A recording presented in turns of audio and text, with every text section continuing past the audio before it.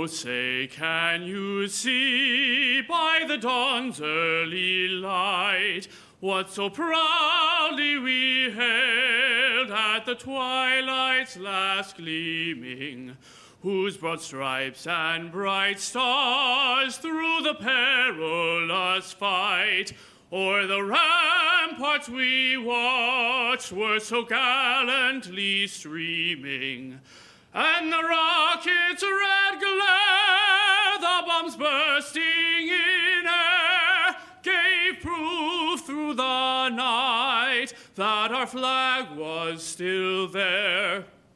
Oh, say, does that star-spangled banner yet wave o'er the land of the free and the home of the brave? Come, right shoulder, on.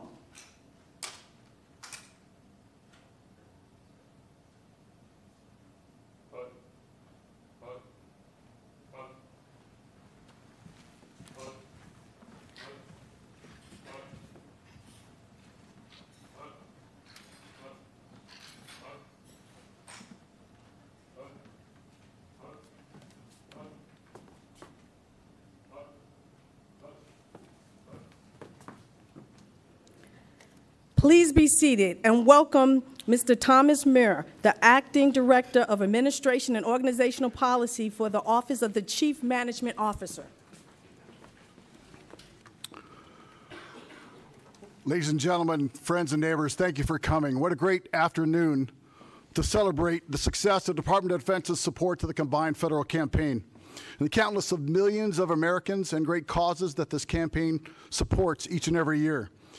Thank you so very much for coming out today and for taking time out of your busy day to share this moment with us as we recognize some significant accomplishments of your representatives and the remarkable outcomes that they achieved on behalf of our nation. I want to begin with thanking Staff Sergeant Christian Hoff for a wonderful rendition of our national anthem. Sergeant Hoff, thank you very much. A round of applause, please, for the national anthem.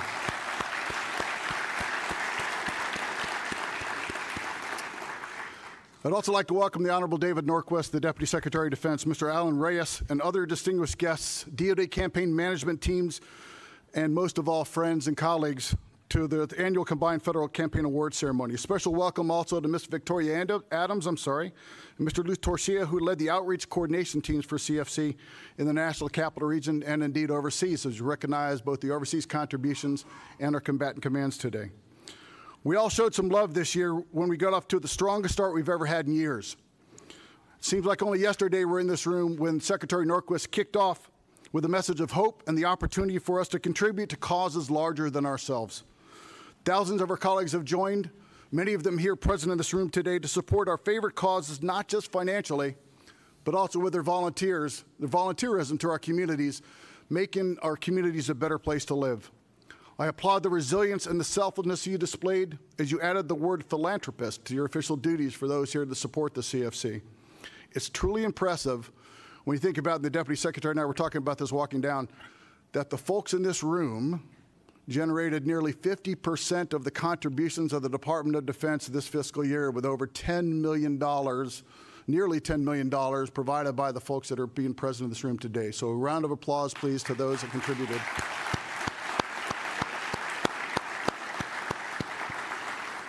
The lives of countless millions of Americans are better today because of your service.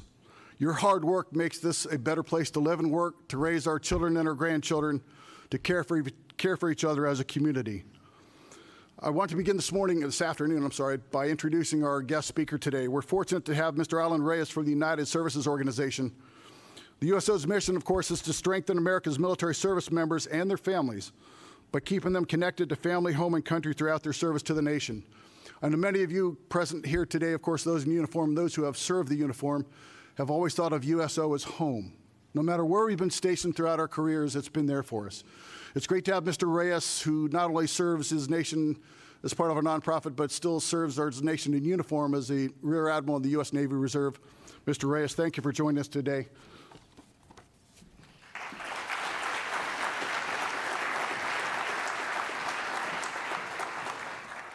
Thank you very much. Thank you very much, everyone. Thank you, Mr. Muir, Secretary Norquist, distinguished guests. Most importantly, our campaign chairs and teams from the CFC organizations for the National Capital Area and for the overseas campaign. I want to welcome you and thank you for the opportunity to represent not only the USO, but literally the thousands of charity organizations that are supported by by CFC. It's an important channel for us to be able to do the good work that we do, and we can only do that with the help of the people that give to our organizations through CFC and through other means. I was talking in the hallway earlier about something that I just want to share. Although I do want to share with you a little bit about the USO.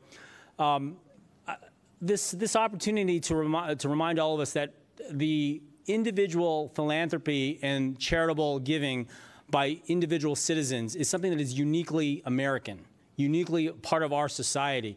Many of us I know have traveled and lived and worked overseas and abroad, and maybe worked alongside some of our coalition partners or our allies or others from other nations. And when I get to do that as a member, as a representative of the USO, they are often surprised by the fact that I represent an organization that exists because of the strength and the support of the American people, not because of the government of the United States. Oftentimes, the mission that we serve, supporting and strengthening our service members and their families, is thought of by other countries as something that is uniquely and solely the role of government. But in our society, not only for the USO, but for all of our charity organizations, the ability for us to do our great work is only because it's buoyed by the individual giving of our citizens. And campaigns like CFC are a great way to make that happen. So I wanted to thank you all for that. I will tell you, the USO in 2019, we served nearly 13 million service members throughout the year, 230 locations, but most importantly, through the hard work of 30,000 volunteers around the world. I met Layla earlier tonight, this afternoon. There you are, one of our volunteers with the USO Metro here in the DC area. And that is really the kind of work that you all get to support through the CFC. Earlier in January, in the aftermath of the Iranian missile strikes in Iraq, the story of the USO can be told in the response to that. We have, and had at the time, and still do, staff members of the USO that serve alongside those service members in Erbil and Al-Assad, and they were in those bunkers alongside those service members as they were responding to the attacks. When the 82nd Airborne were mobilized out of Fort Bragg, the sergeant major there called a retired sergeant major that works for us in the USO of North Carolina and said, hey, we need some help to make sure that these Rangers and their families can get through this weekend really quickly. And we mobilized our team to be able to support their deployment from Fort Bragg. When they landed in Ramstein, we have a team there that supported their layover while they were waiting to get into country. And then further down the road, the story continues in places like Kuwait, in Arifjan, and in various camps there where they were poised. And again, when they finally made their way in country, again, where our staff is alongside their Erbil and Al-Assad service members. So that's the kind of work that we do at the USO, to be always by the side of our service members and their families. That's the kind of work that is enabled by the great support of our American people, that is further enabled by the hard work that these campaigns have done, knowing that the CFC here in the National Capital Area and the national and the overseas effort constitutes the largest giving portion of this campaign, means that we're talking to the people that make a difference to our organizations and the people we serve every day. So on behalf of not only the USO, but all of those organizations, I want to thank you for the hard work that you've done for another successful CFC campaign, and looking forward to seeing you all again next year. Thank you very much.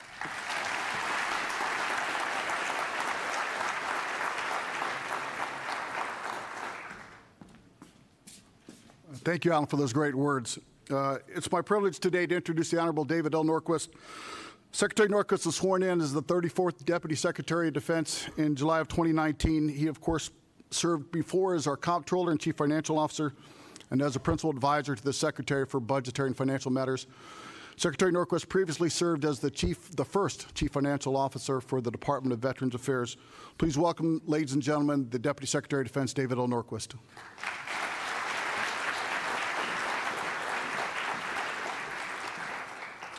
How's everybody doing today? Great. Excellent, excellent. I don't know if your calendar looks like mine, but this is an awesome subject to be able to spend some time on in the middle of a good day. So let's start with thanks for the introduction, Mr. Muir, and thank you all for being here. Before I start, I'd like to add a special welcome and thank you to Ms. Victoria Adams of Global Impact and the other members of the CFC Overseas team, as well as our Department of Defense campaign chairs, vice chairs, campaign managers, loan executives, and especially the key workers who put the boots on the ground working tirelessly to make this year's campaign a success. It is my honor to recognize your hard work at the end of another season of giving through the combined federal campaign of the National Capital Area. This year, employees of the department here in the National Capital Area and overseas pledged more than $10 million, with some of your campaigns exceeding the ambitious goals we gave you at the outset of this effort. Working at the department and inside the Pentagon signifies a special devotion to public service. Contributing to the combined federal campaign is an extension of that devotion. It underscores how committed each of you are to improving your local communities, our nation, and the world. The contributions you have made will have an enormous collective impact, and we should not discount the importance of the 20,000+ volunteer hours DoD personnel pledged to their favorite causes. For many organizations, that extra pair of hands to do the heavy lifting is invaluable. Your commitment to the department's goal continues to be remarkable. Every year you demonstrate your selfless dedication to philanthropy. These contributions will provide vital resources to the charities that impact the lives of literally thousands of beneficiaries worldwide. Many organizations and charities will benefit because of the department's generosity and dedication to community. As a truly amazing demonstration of DoD's generosity in the COCOMs, I am thrilled to announce donations of an additional $2.5 million from the more than 20,000 military and civilians in the overseas combatant commands. In closing, for all you do every day, I want to thank every member of the department here and around the world for your generosity and showing some love to charities around the corner, around the country, and around the globe. Thank you very much.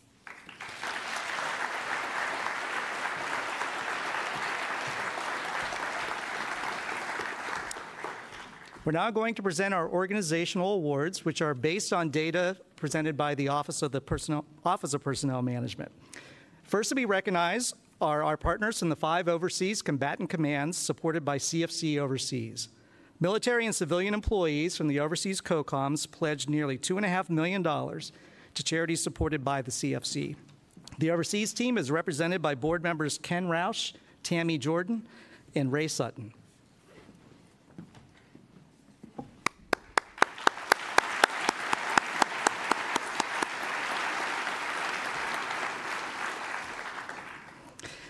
Now to our DoD organizations in the National Capital Area. Please note these results are only for pledges made by employees in the greater Washington, D.C. area. Pledges made by employees in other regions are reported by those CFC zones. First is the Defense Finance and Accounting Service team led by campaign manager Anna Fernandez. Do we have Anna here today? They're working their way up the back. Okay. Excellent. Welcome, Anna. DFAS employees contributed more than $6,000 in 20 volunteer hours. They've earned the Impact, Participation Achievement, and Summit Awards.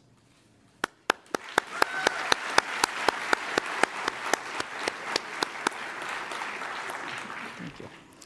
The Defense Contract Management Agency team was led by campaign manager Paulette Allen. DCMA employees raised more than $19,000 and 36 volunteer hours, earning the Impact and Participation Achievement Awards.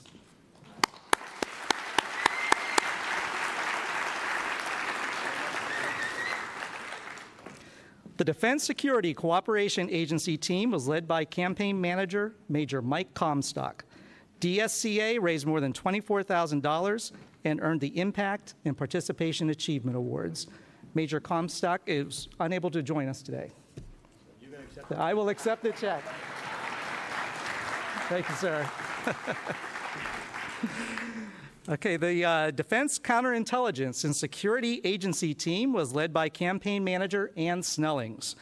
DCSA employees raised more than $33,000 and earned the Impact and 100% of Goal awards.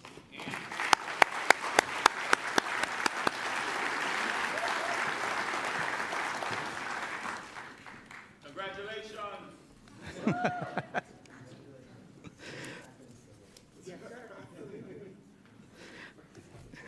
The Pentagon Force Protection Agency team was led by campaign manager Helen Latella.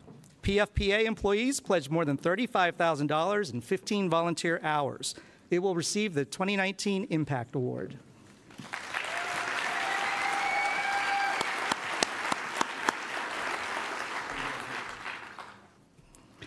The Defense Contract Audit Agency team was led by campaign manager Philip Hepperly. DCAA was the first DoD agency to hit goal.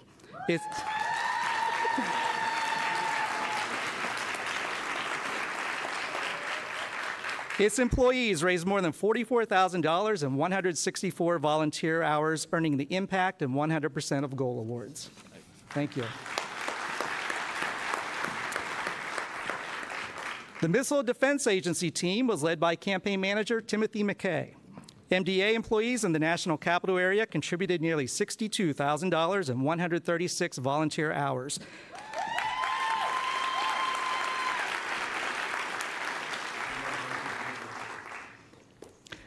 The Department of Defense Education Activity Team was led by campaign manager Cherry Somerville Webb. DoDEA raised more than $74,000 and 164 volunteer hours. It earned the Impact and 100% of Goal awards, and DoDEA also had 5 winning entries in the DoD campaign contest. Cherry, please. We also congratulate Ms. Somerville Webb, who is the recipient of the 2019 McCarter Richardson Campaign Manager of the Year Award for a small agency. Congratulations.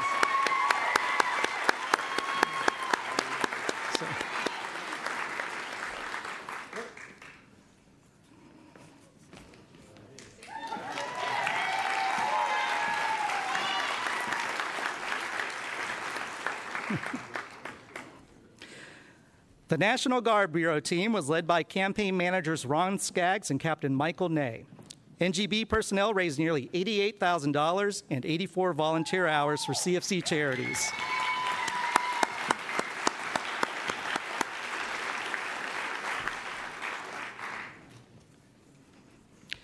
The Uniformed Services University of Health Sciences team was led by campaign manager Tricia Crum. USIS employees raised more than $101,000 and 123 volunteer hours in 2019. We did. Yes, accepting on their behalf. Thank you, sir. The Defense Health Agency National Capital Region team was led by campaign managers Captain Alan Hall and Hospital Corpsman First Class Edgar Camacho. DHA employees exceeded goal by 6%, raising more than $118,000 and 60 volunteer hours. It will receive the Impact, Participation Achievement, Summit, and 100% of Goal awards.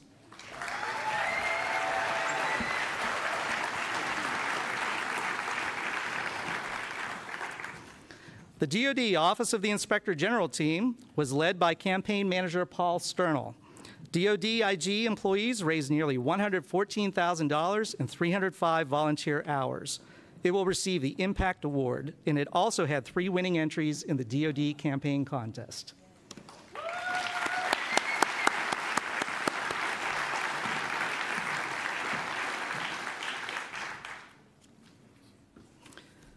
The Joint Chiefs of Staff team was led by campaign manager Melissa Day. The Joint Staff team raised nearly $129,000 and 174 volunteer hours for 2019 charities. It will receive the Impact Award.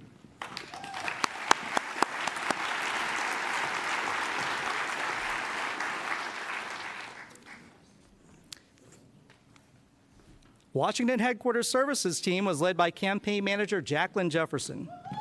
WHS employees exceeded goal by 28%, pledging nearly $128,000 and 1,500 volunteer hours. It will receive the Impact, Summit, and 100% of Goal awards. It also will receive 2 DoD Campaign Contest Awards. Congratulations. Please wait. Wait. We also recognize Ms. Jacqueline Jefferson as the recipient of the McCarter Richardson Campaign Manager of the Year Award for a medium-sized campaign.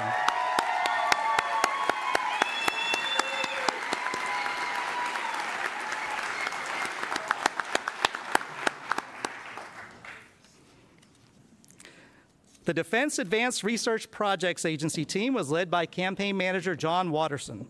DARPA exceeded goal by 135%, the most of any DoD agency.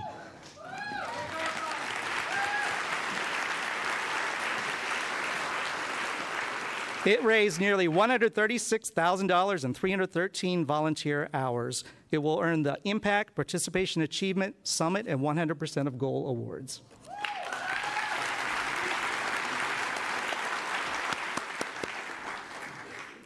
The Defense Threat Reduction Agency team was led by Campaign Manager Rob Bleck. DTRA raised more than $147,000 in 82 volunteer hours, earning it the Impact Award. It also had a winning entry in the DoD Campaign Contest.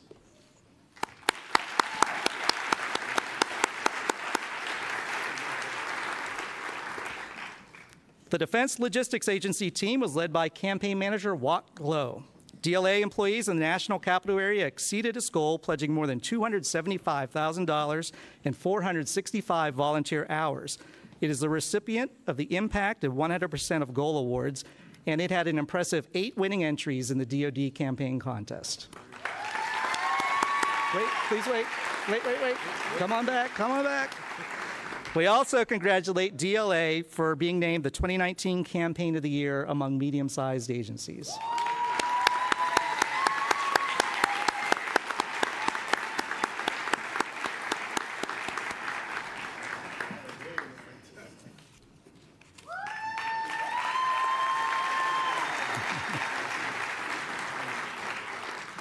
The National Geospatial Intelligence Agency team was led by Campaign Manager Jeffrey Secord.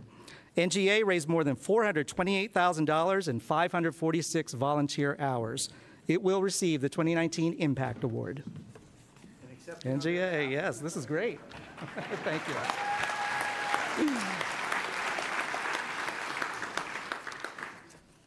The Department of the Army team was led by Campaign Manager Cynthia Odoms Cheatham. Soldiers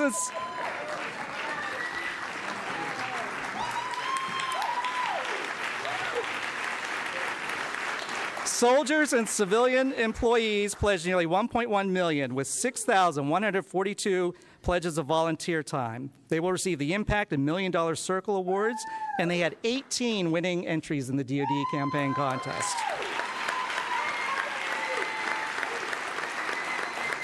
Wait, please stay.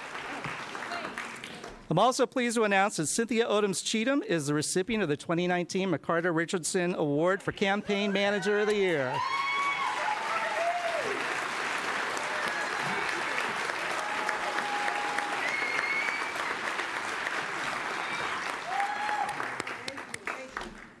The Office of the Secretary of Defense team was led by Campaign Manager Ann Thomas Johnston. OSD employees pledged more than $603,000 and 1,043 volunteer hours for charities. It will receive the Impact Award, and it has 2 winning entries in the DoD Campaign Contest.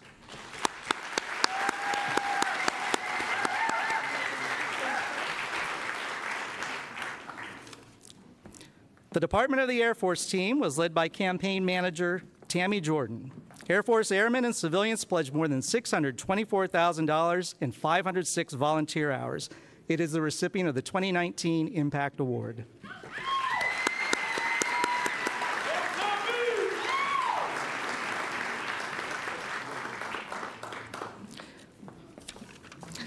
And the Department of the Navy and Marine Corps team was led by campaign managers Ray Sutton and Min Cox. Sailors, Marines, and civilian employees exceeded their goal, raising more than $2.2 million and almost 11,000 volunteer hours this year. They have earned the Impact, $1 Million Circle, and 100% of Goal awards. The Navy also had 13 winning entries in our campaign contest.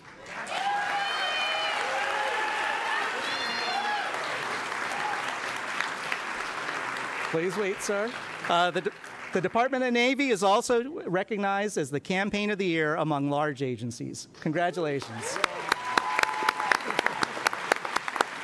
Wait, we have a trophy coming.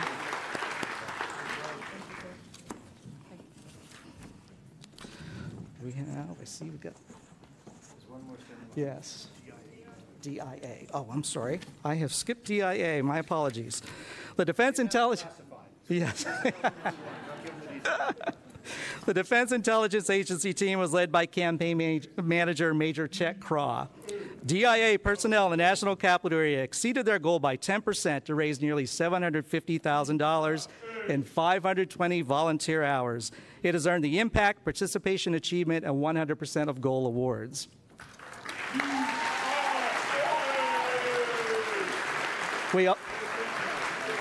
We also recognize DIA as tying for Campaign of the Year among medium-sized agencies.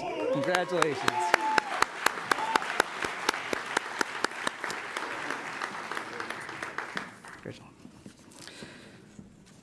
The 2019 DoD loaned executives will now join Secretary Norquist and Mr. Muir on stage.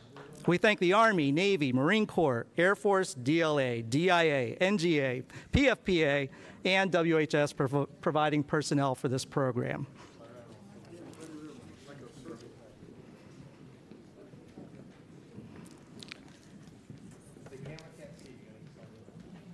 Ladies and gentlemen, based on these results, Department of Defense personnel in the National Capital Area and overseas raised nearly $10 million for local, national, and international charities. Please join me in giving yourselves and everyone who helped make this tremendous show of generosity possible a well-deserved round of applause.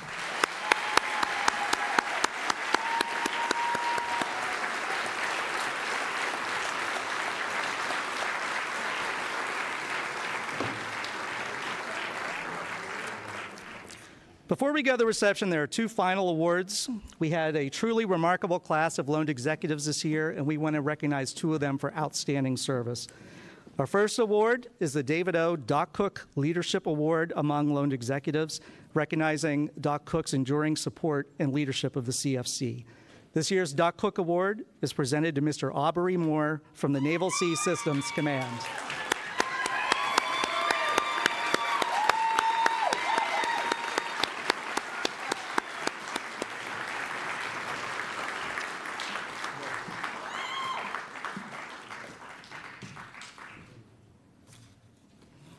Our second award is the John Moreland Loaned Executive Award for Operational Excellence. It is my pleasure to present the award to Mr. Gilberto Correa Ruiz from the United States Marine Corps. Congratulations, Gil.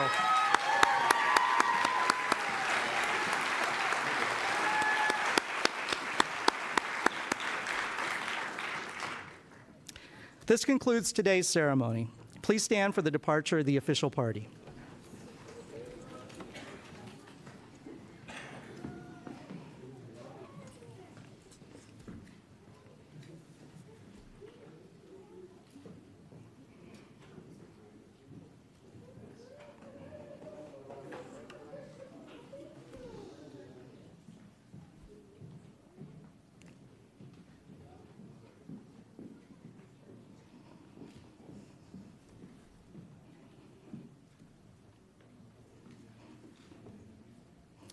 Please join us for a reception just outside of the auditorium, and thank you again for showing some love for charities this year.